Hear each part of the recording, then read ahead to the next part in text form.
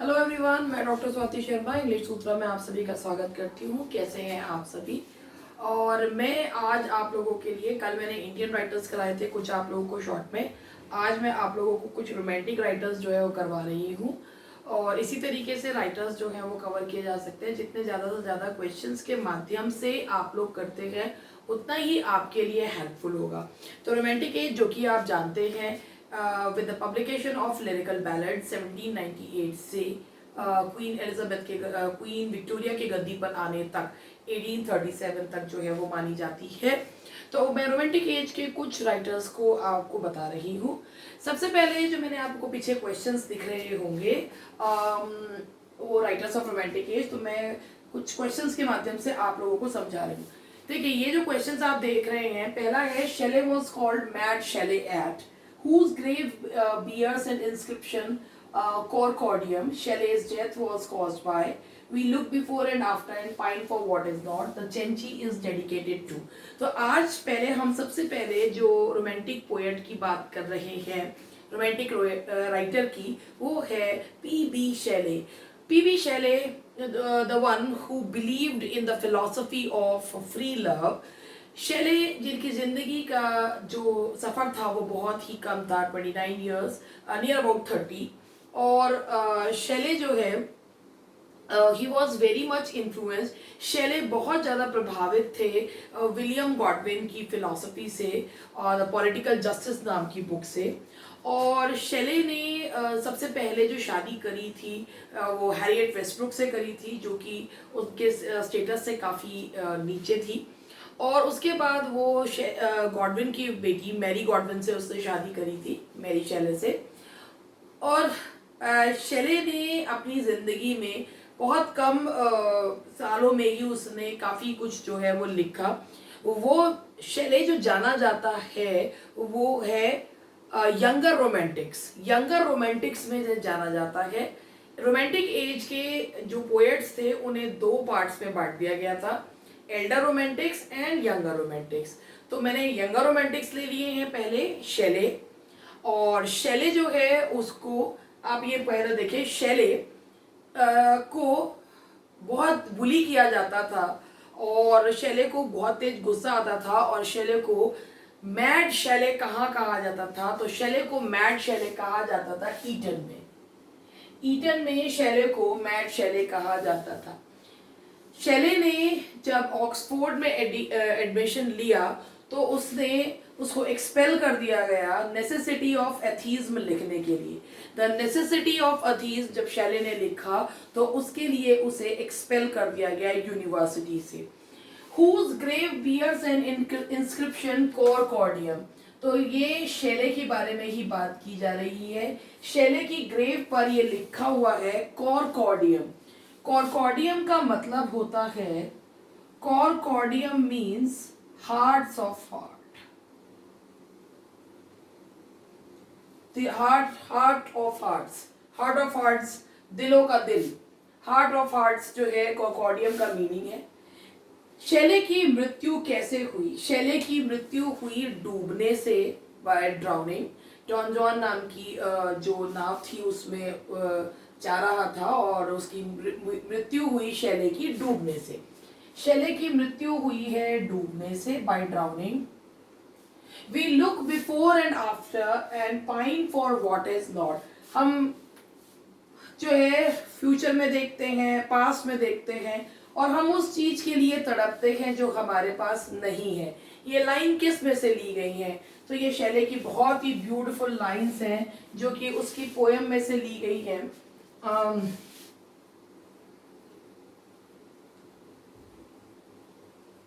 To skylark से। उसके बाद ये शेले का एक ड्रामा है, द चेंची इज डेडिकेटेड टू। शेले का ड्रामा चेंची जो है वो किसे डेडिकेट किया गया है? ये डेडिकेट किया है ले हंट को। ले हंट को ये डेडिकेट किया है ड्रामा द चेंची। चेंची जो कि एक ड्रामा है और जिसमें उसने बताया कि religion is responsible for what ever is happening.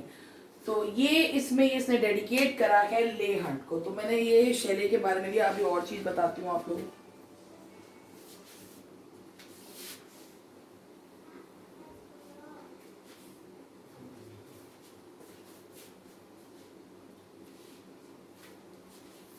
उसके बाद इसी के ही कुछ मैं शैले के ही क्वेश्चंस और ले रही हूं।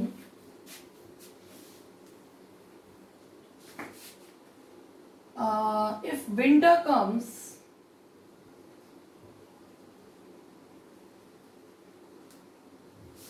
Can spring be far behind, if winter comes can spring be far behind, ये लाइंस किस में से ली गई हैं? तो ये शैले की ये इस पोएम में ऑप्टिमिज्म को दिखा रही हैं। If winter comes can spring be far behind, winter is the symbol of sorrow and spring is the symbol of happiness. तो विंटर ये है, ओड टू वेस्ट विंड से ये लाइंस ली गई है। If winter comes can spring be far behind, ये Shelley की ओड टू वेस्ट विंड, जो ये पोयम है ओड टू वेस्ट विंड, ये इसमें ओड एक वो रचना होती है जिसमें जो डिग्निफाइड होती है, इसमें शैले ने वेस्ट विंड को संबोधित करा है और ये पोयम टर्जा रिमा स्टेंजाज में लिखी गई है। टर्जा रिमा यानी कि 3 लाइन के स्टेंजाज में लिखी गई है। If winter comes can spring be far behind. तो ये हुआ शैले के बारे में। और शैले के, हालांकि इतना काम तो मैं चाहती हूँ कि आप लोग खुद ही कर लो कि जन्म मरण तो कम से कम उसको खुद ही लिख लो किसी भी राइटर का। फिर भी शैले का मैं आपको बता देती हूँ। पी शैले 1792 1822, ये हुआ आपका शैले के बारे में जो मैंने थोड़ा बहुत बताया आपको। उसके बाद आगे बढ़ते हैं। मैं नेक्स्ट राइटर ले रही हूँ। पहले मैं क्वेश्चंस लिख देती हूँ, फिर उसके बाद आप लोगों को बताऊंगी।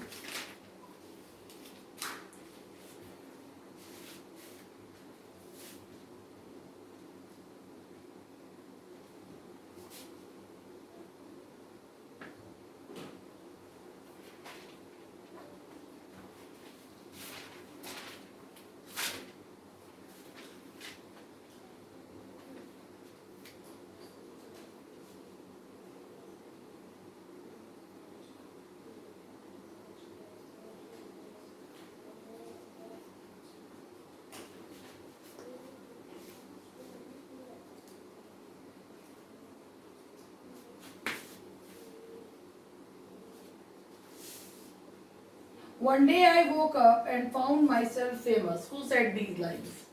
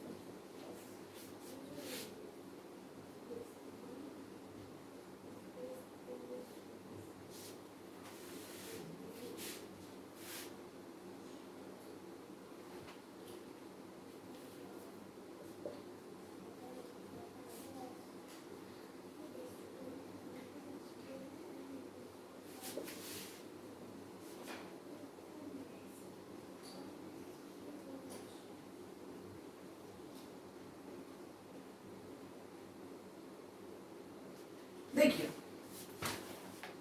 अब लॉर्ड बायरन के बारे में मैं आप लोगों को बताती हूँ। लॉर्ड बायरन जो कि इन सारे जो यंगर रोमांटिक्स थे उनमें जो सबसे ज्यादा इगोइस्टिकल था, that was Lord Byron. 1788 to 1824, 1788 से 1824, इनमें से कोई ज्यादा नहीं जिया। और young Lord Byron handsome boy, lame of 1 foot, एक पैर से जो है उसका पैर खराब था। और बायरन जो है he was very critical of elder Romantics. उसे एल्डर रोमांटिक्स बिल्कुल भी पसंद नहीं थे।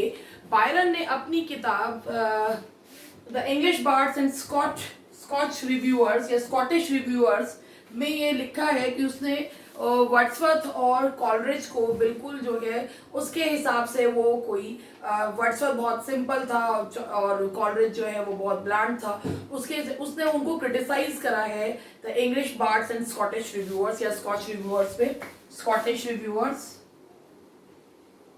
तो इसमें उसने वर्ड्सवर्थ और बायरन वर्ड्सवर्थ और कॉलरिज को क्रिटिसाइज किया है। जिस रचना ने बायरन को फेमस बनाया उस रचना का नाम था चाइल्ड हेरोल्ड। और ये जो लाइंस आप ऊपर देख रहे हैं, one day I woke up and found my self famous, ये लाइंस चाइल्ड हेरोल्ड की के लिए ही उसने कही हैं। और उसने कहा कि एक दिन मैं उठा और अपने आप को मैंने बहुत ज्यादा जो है वो फेमस पाया। उसकी जो रचना है जिसके लिए उसने कहा Childe Harold, Childe Harold Byron ने जो लिखा चाइल्ड हेरोल्ड, तो उसके में वो बहुत ज्यादा फेमस हुआ, तो उसी के लिए उसने ये लाइंस लिखी ही है, one day I woke up and found my self famous.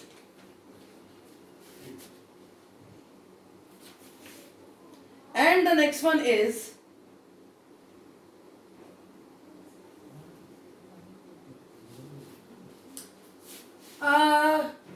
Byron की पोएम का नाम है आवर्स ऑफ आइडलनेस या आवर्स ऑफ आइडलनेस बायरन ने लिखी है। और बायरन ने अपनी टेल डॉन जुआन डेडिकेट करी है रॉबर्ट साउदे के। Can you believe it, Robert Southey को उसने ये अपनी टेल जो है वो डेडिकेट करी है। रॉबर्ट साउदे जिन्होंने सेडेनिक स्कूल में एक टर्म दिया था कीट्स बायरन और शेले को, सेडेनिक स्कूल ऑफ पोएट्री की ये लोग उसे बिलोंग करते हैं, और उसने अपनी पोएम डेडिकेट करी थी साउदे। आर्ट्स और आइडलनेस किसने लिखी? बायरन ने। One day I woke up and found my self famous, ये किसने कहा है? बायरन ने। और किस लिए कहा है? चाइल्ड हेरोल्ड पोएम ने उसे इमीडिएट सक्सेस दिया था, इसीलिए उसने कहा one day I woke up and found my self famous. कितना अच्छा है ना, ये कितना बढ़िया लगता है ना, एक दिन उठे और बहुत फेमस हो जाए। तो बायरन ने ये English bards and Scottish reviewers में जो एल्डर रोमांटिक्स हैं उनको जो है वो क्रिटिसाइज किया है। तो ये कुछ क्वेश्चंस थे आपके बायरन पे। चलिए आगे बढ़ते हैं। आई थिंक क्वेश्चंस भी हो रहे हैं और आपको समझा भी रही हूँ, क्योंकि इस समय यही चीज बहुत जरूरी है। नेक्स्ट बढ़ते हैं आगे, नेक्स्ट पोएट लेते हैं।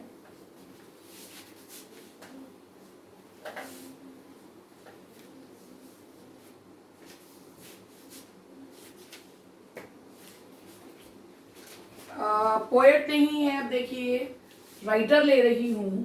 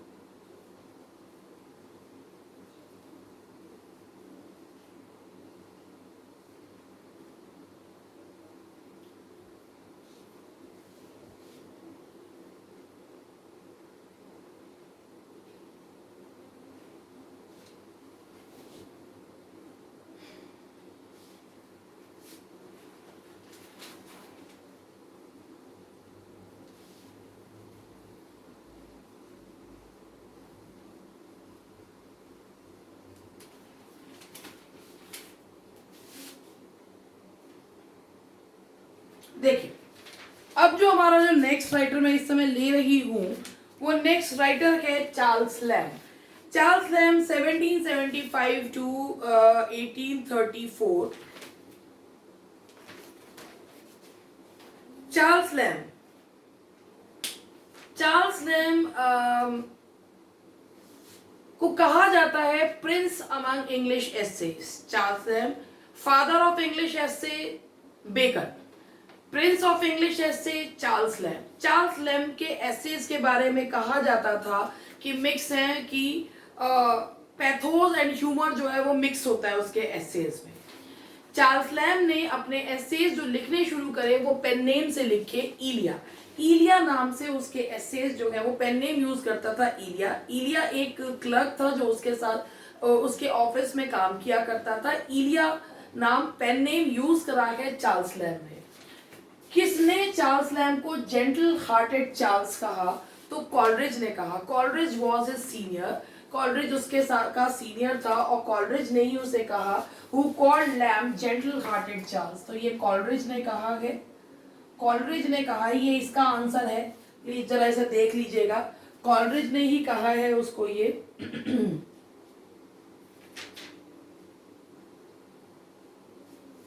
एंड जॉन वुडविल क्या है? जॉन वुडविल जो है वो एक प्ले है, a tragic play by Charles Lamb. ये चार्ल्स लैम का ट्रेजिक प्ले है।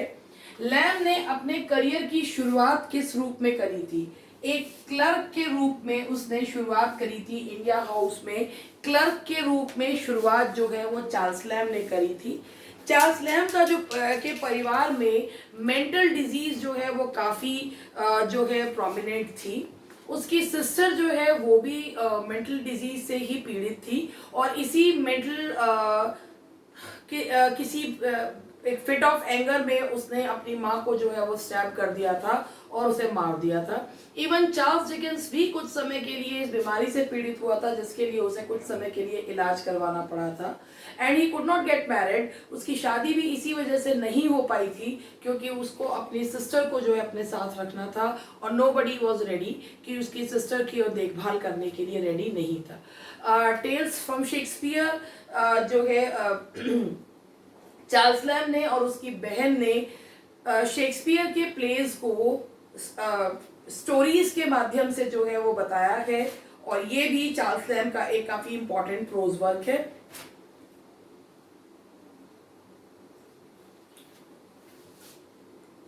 और चार्ल्स लैम को कहा जाता है one of the most autobiographical English essays के नाम से जाना जाता है चार्ल्स लैम।